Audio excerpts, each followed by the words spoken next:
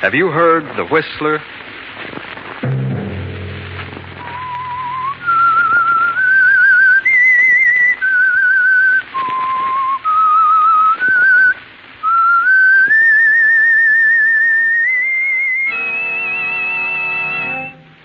I'm the Whistler. I must kill Henry. I must kill Henry. That was Ambrose Brent, official of an airplane plant. He found strange notes in the night. You better get away, Ambrose. Take a good long rest. The sooner the better. That was Henry Pierce, Ambrose's partner. He was growing fearful of Ambrose. Get this prescription filled, Ambrose. It'll make you sleep. And you'd better get away. And that was Ambrose's friend, Dr. Fenwick. And this is Ambrose's wife, Doris. What's happened, Ambrose? Look at me. What have you done? Another Saturday night, and again CBS presents The Whistler.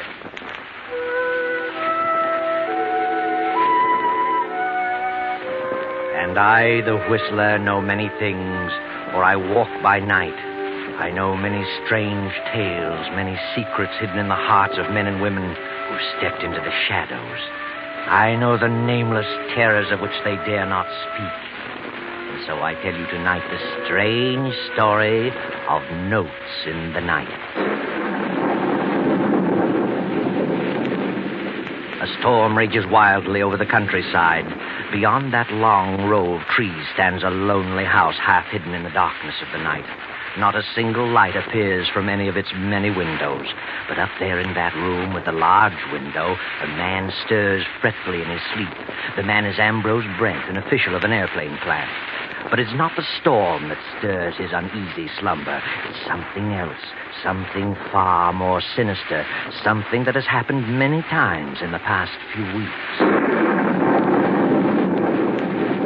Now he stirs again, moans loudly, and suddenly sits bolt upright in his huge bed.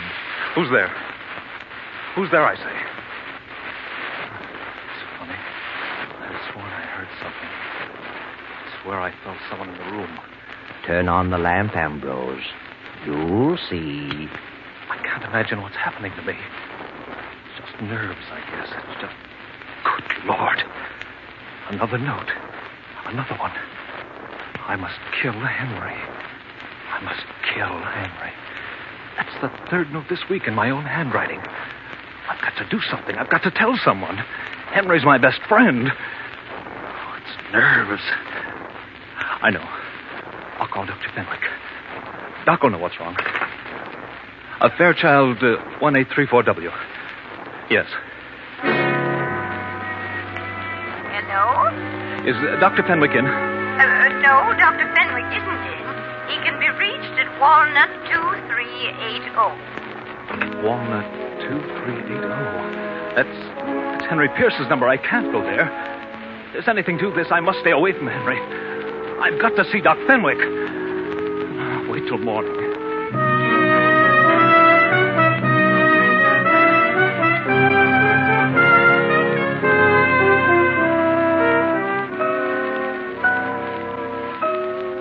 Well, hello, Ambrose.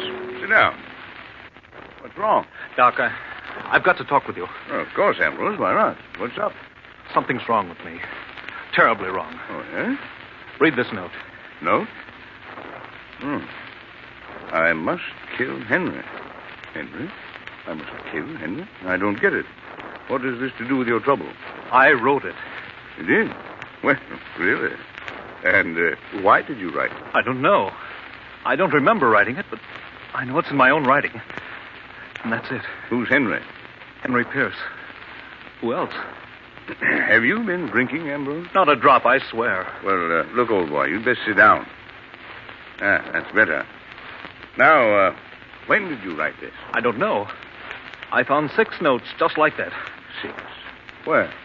On the nightstand beside my bed. Are you sure it's your writing? Well, doesn't it look like it? Yeah, certainly does. Tell me, how many hours have you been putting in at the plant lately? Oh, too many. I'd better give you a thorough going over, Ambrose. But why should I write such notes? I don't know. Mind plays queer tricks on us sometimes under undue strain. You'd better slow down. That's my best prescription. Take it easy. get out of town as soon as possible. Yes. Yes, I guess you're right. And I'll give you something for your nerves. Thanks. Doctor, you don't think I'm losing my mind, do you? No, Ambrose. You're just terribly upset, that's all. Yeah. Here's your prescription. You better get it filled tonight. Thanks. I'll leave Saturday. You don't think there's anything wrong with me? Mentally, I mean. If you're in town after Saturday night, I'll drag you out with my own 2 hands. Good night, Doctor. Good night, Ambrose. Sleep tight. And don't think about anything.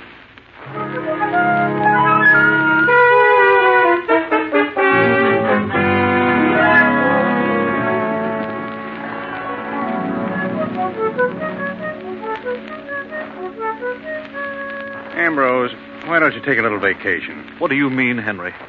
Have you been talking to Doc Fenwick? Fenwick? Of course you have. He told you all about it. About what? I feel better than I've felt in years. I'm in excellent condition. Do you hear? Certainly I hear. What's wrong with you, Ambrose? Nothing. If you act like this, I'll be forced to agree with Doc Fenwick. What has he said? He just said you were overworked.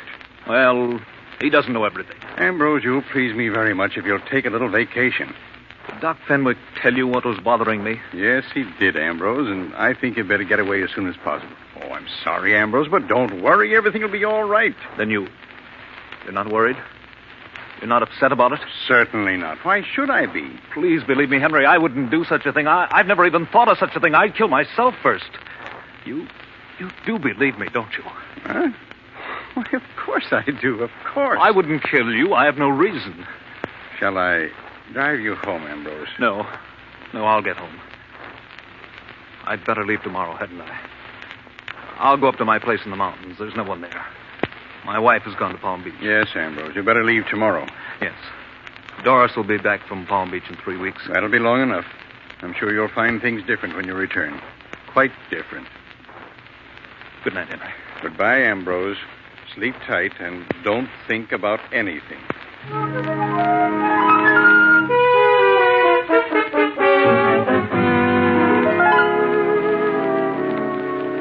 Ambrose goes home and to bed.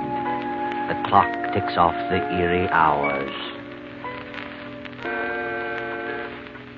The clock chimes 2. And suddenly Ambrose stirs fretfully in his slumber. He wakes and again sits up staring into the inky blackness of his silent room. Turn on the light, Ambrose. Turn on the light. Who is it? Who's there? Good Lord. Another one. I must kill Henry. Jameson! Jameson! I've got to get hold of myself. This is ridiculous. Jameson! I'm losing my mind. I must be. Did you call me, sir? Yes. Yes, I called you. I thought I heard a scream. A scream? No, What time is it? It's long after midnight, sir. It's 2:00. 2:00? Oh. Pack my bag. Order my plane to be ready in 30 minutes. Where are you going, sir? It doesn't matter. Yes, sir. I've got to get away. I've got to. 2:15.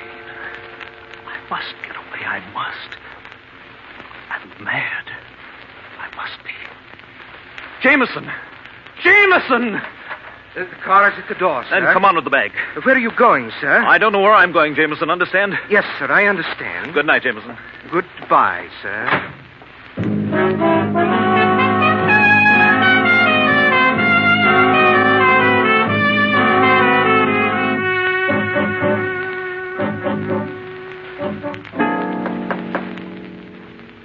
Yes?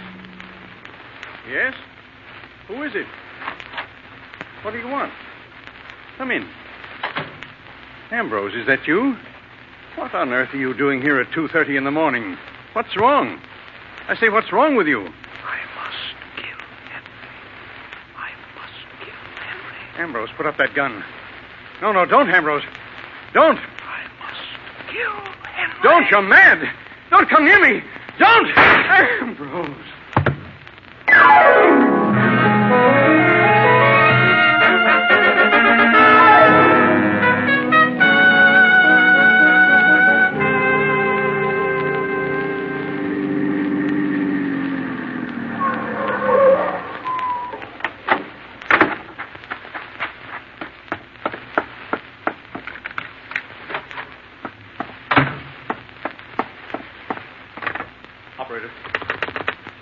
Operator, I want Dr. Fenwick in New York.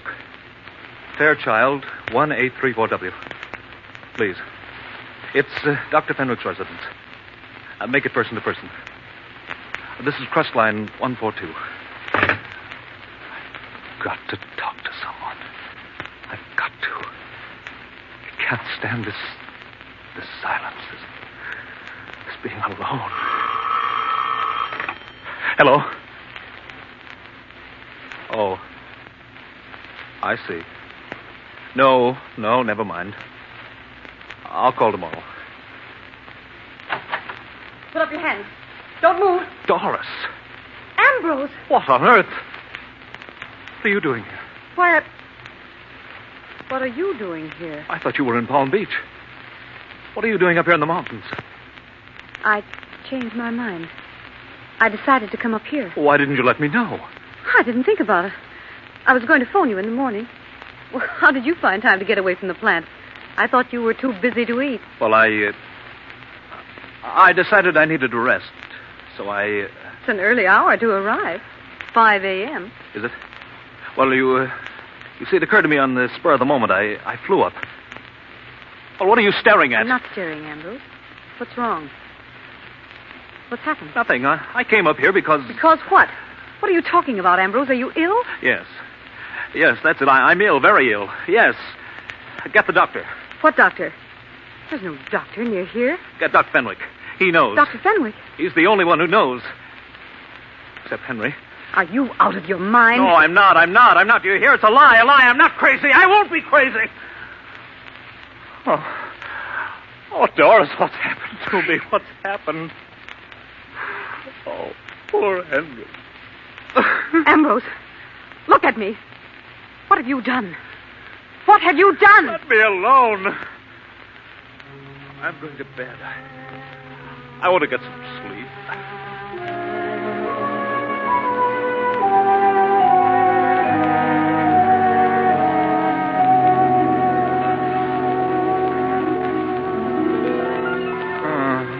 I've done nothing. What's that? Wake up, Doris. What? That noise. I didn't hear you. I did. Hear it? There it is again. There's someone coming there. They are at the door. There's no one. You see? I'm not here. I haven't been here. You don't know where I am. Do you understand? Yes, I understand. Doc, it's you. Oh. Hello, Doris. Hello, Doctor. Did you get my call? You did, didn't you? Now, Ambrose, take it easy. Everything's going to be all right. Don't get excited. All right. What do you mean? You've got a 50-1 chance to pull out of it. Pull out? Certainly. I know you're mentally upset. You have been for weeks. I'll swear to that. I have records. I'll appear on your side. You'll get out of it. Out of it? Out of what? You're not a killer. Killer? What did you say? What did you say? I said you weren't a killer. I understand your case perfectly. Henry is dead? Yes. I'm sorry to say Henry is dead. He died about 2:30 in the morning, as closely as can be determined. From all indications, the police think he committed suicide. But he didn't. You know he didn't. He may have. Then why did you come here? I thought this is where you'd come, and I was right. What does this mean, Doctor? It means that if Henry's dead, I killed him. I must have. Must have. Are you positive? Yes, who else could it be? I've written notes to myself for weeks. The doc knows. He knows all about it. Do you? Yes, but I didn't think it would come to this. But why did you do such a thing? He was your best friend. I know it. But if he's dead, I must have done it. But why did you do it? I don't know. No, please, don't get upset. He wasn't responsible. I am responsible. I did it. And I'm going back. No, Ambrose. Stay here till I send for you. I'll have a talk with you. No. I'm going back this morning. I can't believe such a thing. Doris, why do you look at me like that? Please. I don't know why I did it. Oh, Doris, don't you believe me? I don't know. I don't know. Tell her, Doc. Tell her.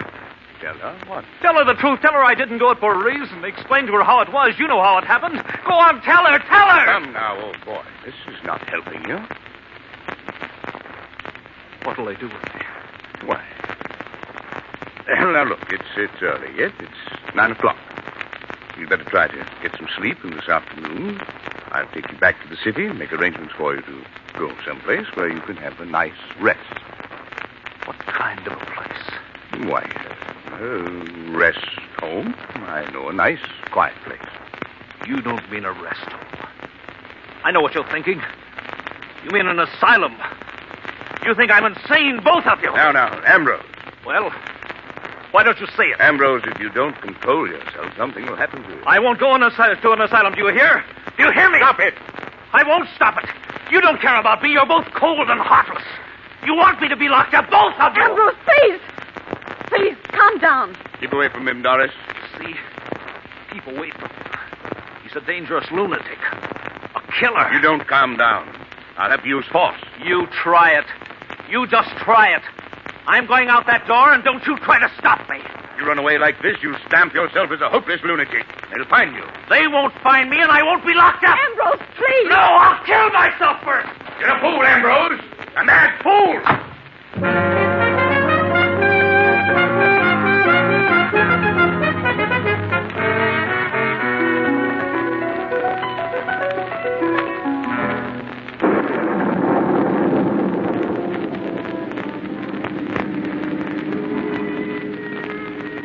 Now you've done it, Ambrose.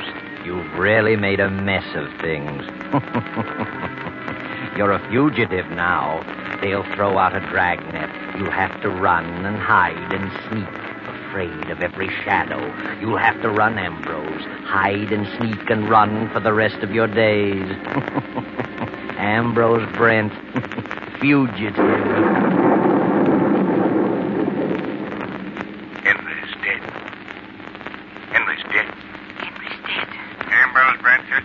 Ambrose Brent, 5 feet 8, 150 pounds. Brown hair, blue eyes. Wanted for murder. A murderer. Fugitive. Lunatic. Padded cell. Lunatic. Padded cell. Lunatic. Hurry, Ambrose, hurry. More gas. Step on it.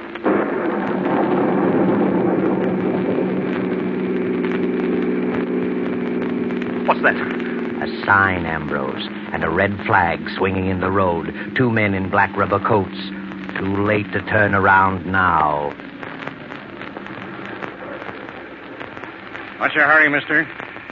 Driving pretty fast for a storm like this, ain't you? Who are you? What do you want? State police. What are you stopping me for? We're stopping everybody. Why? We're looking for someone. Looking for someone? Who? A fugitive. A murderer? We didn't say what he'd done. Let's have a look at your driver's license. Driver's license? Why, that's funny. I must have... left it in your other suit, huh? Step out. Let's have a look at you. Hey, you come back here! Oh, what's eating him? He must be nuts. Why, I could have plugged him, but I just shot in the air. Just as well. He wasn't Mike Coretti. Mike could make 2 of him.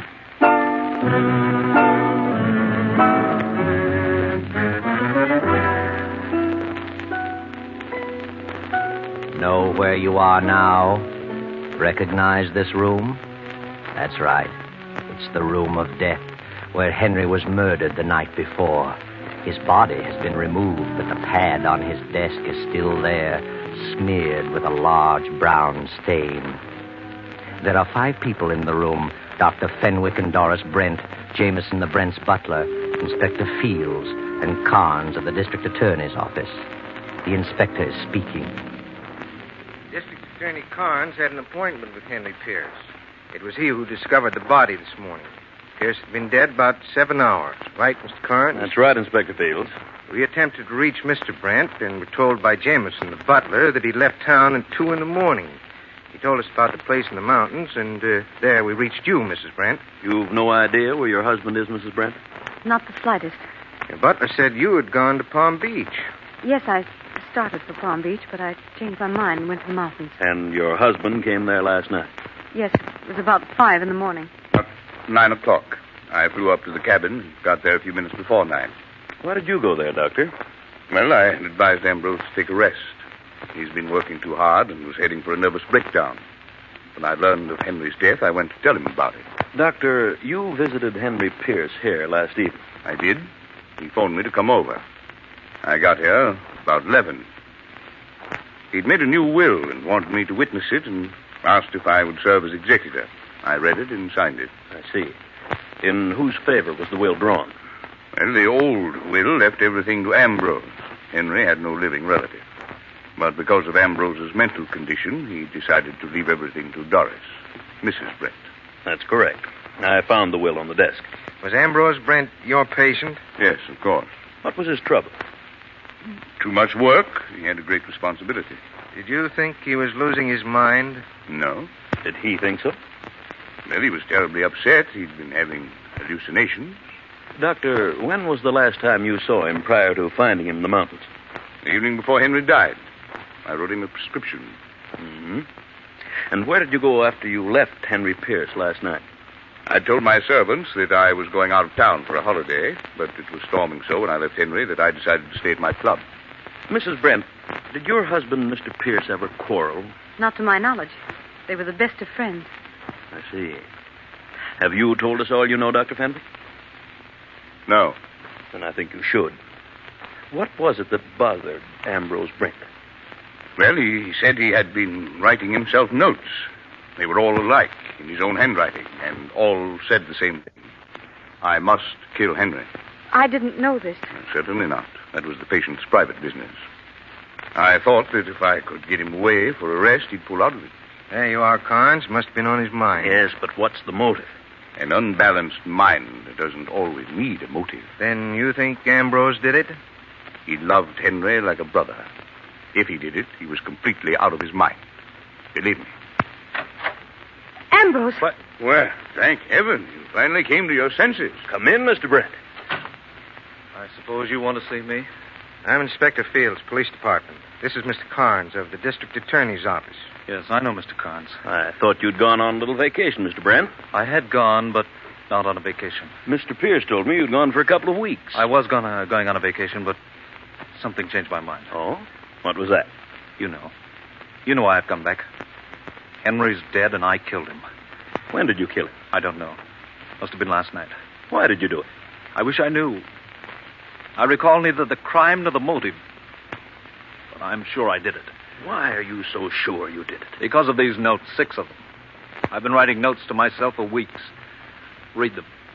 Are they in your own handwriting? Certainly. But I don't remember writing a one. I must have some form of amnesia. Mm-hmm. When I heard Henry was dead, I tried to run away. I couldn't stand the thought of an asylum, but the faster I ran, the more I hated myself, so I came back to get it over with. It's a great relief. I don't know, Mr. Brent. Compose yourself. Mr. Brent, did you know that Henry Pierce made a new will last night, leaving his estate to your wife? What? Why should he do that? Well, perhaps he was worried about you. Of course. Why shouldn't he be? He knew I was acting strangely.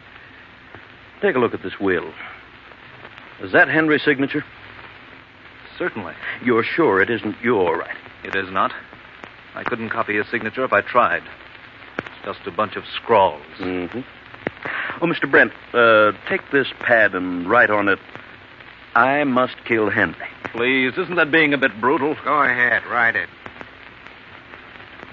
There you are. Good. Now write the date on it. They weren't dated. Well, write it anyway. Write the date in numerals. Don't name the month.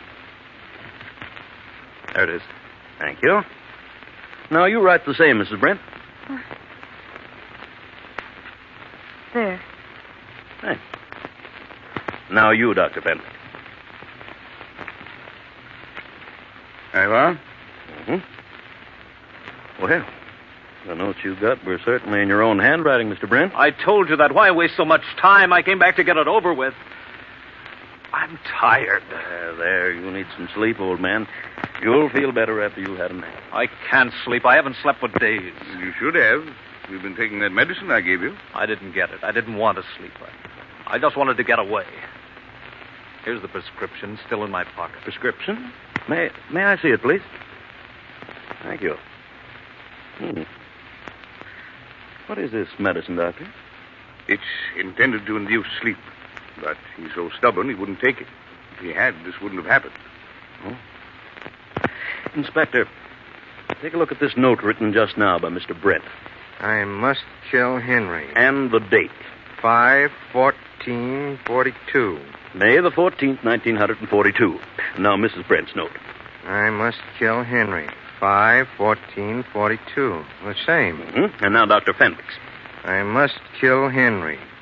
14/5/42. And now read the date on the will. 14/5/42. What does that mean? There aren't 14 months. And now look at the date on this prescription. 14/5/42. Well, I'll be darned. What does it mean? It means that Dr. Fenwick was educated in Europe, where they indicate the day of the month first, then the month. The 14th day of the 5th month. What? Well, you're crazy. Are you accusing me of this? It means that the doctor, not Henry, wrote this will, and if he wrote the will, he must have killed Henry Pierce. And if he killed Henry, he must have had a motive. And I've guessed that motive. You're out of your mind. What motive would I have? You also wrote those notes and left them for Ambrose to find. You're an expert at handwriting, Dr. Fenwick. You figured that Ambrose would be declared insane, and Henry's as well as Ambrose's property would go to Doris with you as executor in complete control. I don't believe it. Ridiculous. And this is what I hate to say at this moment, but I think it's true. Dr. Fenwick, tell him about you and Mrs. Brent. That's a lie. Tell him, Doctor. That's what's back of the whole thing. You're stuck. You might as well tell him. All right. All right, I wrote the will. I wrote the notes. I am in love with Doris. I have been for years. She was in love with me. Doris. I'm sorry, Henry. But she had nothing to do with Henry's death. Not a thing. I came here that night disguised as Ambrose. Henry didn't hear my voice. I only whispered. He thought it was you. That's all. Sorry, Doris. Stop him! Good Lord. Well, the doctor is dead. The doctor's dead, yes. But that's not all, not quite. There's something troubling the inspector, and you, Ambrose, and you too, Doris. How was it that Mr. Carnes first got wise to the doctor? How did the doctor slip up? How did he show his hand? I know. And so does District Attorney Carnes. Go ahead, Mr. Carnes. Tell us. Well, the doctor said he had gone to the cabin to tell Ambrose of Henry's death. He arrived at the cabin at 9 a.m. I didn't discover the body till 10 a.m. and gave strict orders that it was not to be announced until we'd inspected everything thoroughly. Therefore, the only way the doctor could have known about the murder was to have been present when it happened. So you see, the doctor didn't go to the cabin to inform Ambrose. He went there to meet Doris. And when he was surprised by Ambrose, he used the death of Henry as an excuse for his coming.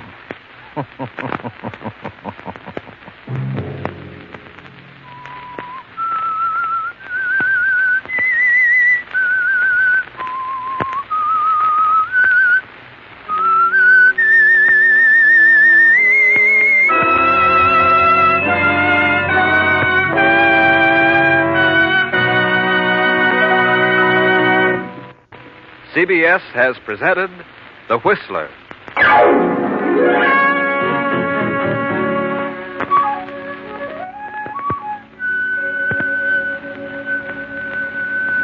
Original music for this production was composed and conducted by Wilbur Hatch.